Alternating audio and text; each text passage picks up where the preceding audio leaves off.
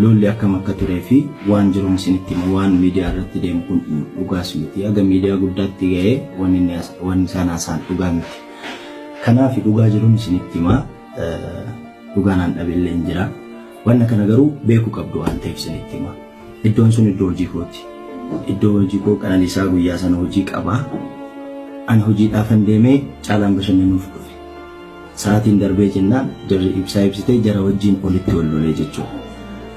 Achi booddee jarri qabdeetuma ijoolleen Oromoos jirti gaardota keessa baastee jirti gara alaa meeshaarraa fudhanii turan.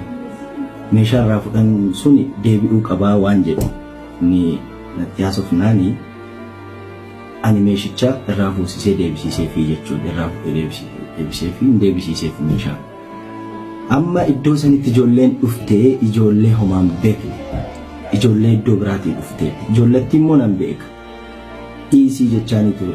Dhiisii jennaan mucaan isootti jiru dhahee kuffiseera ijoollee bakka kufeetti mucaatti rasaasni dhuka'e. Nan ajjeesii yoo jedhu ani hin dandeenye gidduu galee dhiisii jedhee. Yoo gidduu galu jor jedhee nattis dhukaasee jechuudha. Gara koottis akkasi qabee dhukaase. Kanaafuu dhugaan jiru akkasi. Wanni tokkoyyuu hin jiru. Iddoo sanitti lubbuun darbuullee hin danda'a. Mucaan ammas miidhama guddaarra jira.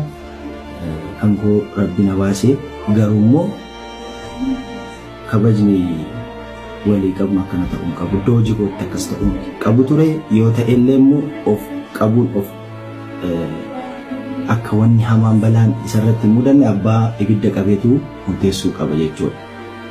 Garuu immoo nan dandeessisne sanaaf gidduu galee mucaan nan ajjeesii yoo jedhu jechuudha. Dhugaan jiru kanuma.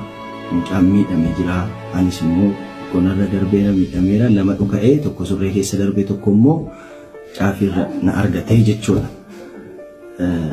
Ani waan kana bal'isuun barbaanne wanni uumame akkasii kanaafi dhugaa kana baraa wanni kun akkasii jechuu kooti.